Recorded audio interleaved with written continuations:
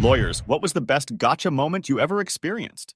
It was supposed to be a straightforward cross-examination, a careful line of questioning designed to probe the credibility and honesty of a custom home build. The dispute centered on a lump sum contract between the builder and my client, the homeowner. Under a lump sum agreement, the contractor promises to complete the entire project for a fixed, predetermined price. It's a clear-cut alternative to the cost-plus model, in which the homeowner agrees to pay the actual cost of materials and labor plus a certain percentage as the builder's fee. My client's agreement was that the builder would produce a high-quality, custom home for a set price. But once construction began, the builder started complaining about how the costs were exceeding his initial estimate by a significant margin. He claimed he'd sunk 20% more labor and materials into the home than he had anticipated.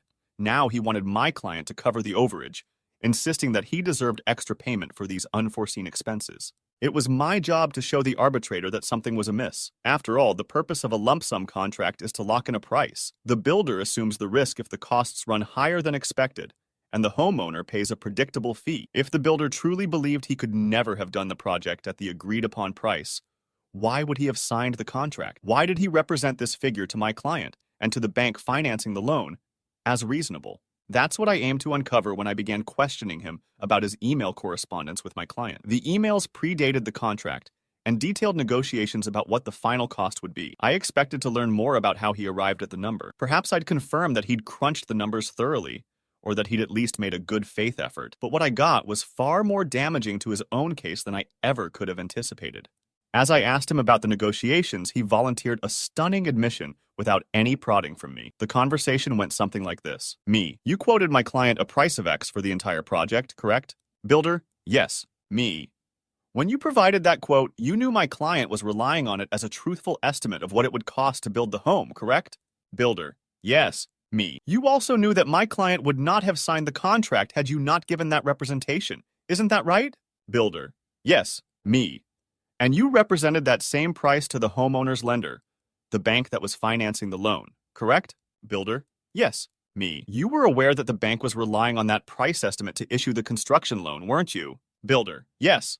At this point, I'd established reliance by both the homeowner and the bank. The critical moment came next. Me: but you knew from the start that you could not actually build the house for the quoted price, is that correct?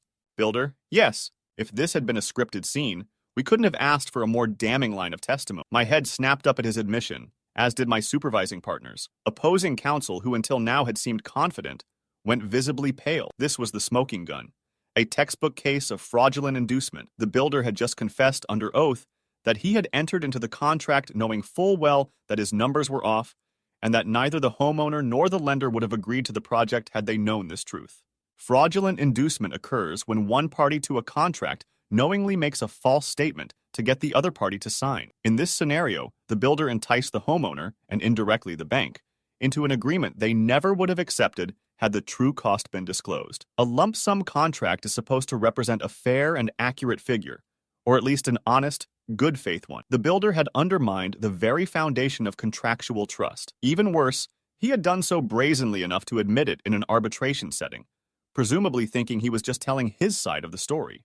What followed was the inevitable collapse of his entire case. He was suing for excess costs, claiming that he deserved more money because he'd gone above and beyond. But his testimony revealed that he had never intended to honor the original price in the first place. Instead, he had lured the homeowner into a contract under false pretenses, planning from the start to hit them with additional charges once the project was underway. When the arbitrator rendered the final decision, the builder got nothing close to what he demanded. In fact, the arbitration award completely dismissed his claims. The arbitrator recognized this as a textbook instance of fraudulent inducement, and not only refused to grant the builder any extra compensation, but also imposed substantial punitive damages against him. This was to punish the deception and deter other would-be fraudsters from attempting the same tactic. The lesson was clear. Honesty matters, especially in legal proceedings. An arbitrator, a judge, or a jury will not look kindly upon a party who knowingly tricks another into an agreement. It's one thing to underestimate costs or encounter unexpected difficulties. It's something else entirely to fabricate a workable price and then admit under oath that you never believed it in the first place. What made the moment so startling was that the builder offered his fatal testimony willingly. He wasn't backed into a corner, tripped up by a particularly cunning line of questioning, or coerced by a barrage of trick questions. He simply volunteered the truth, perhaps under the mistaken belief that honesty would help explain why he needed more money. But in a dispute over whether the contract was valid and enforceable as written, admitting that it was based on deliberate misinformation destroyed any legal footing he might have had.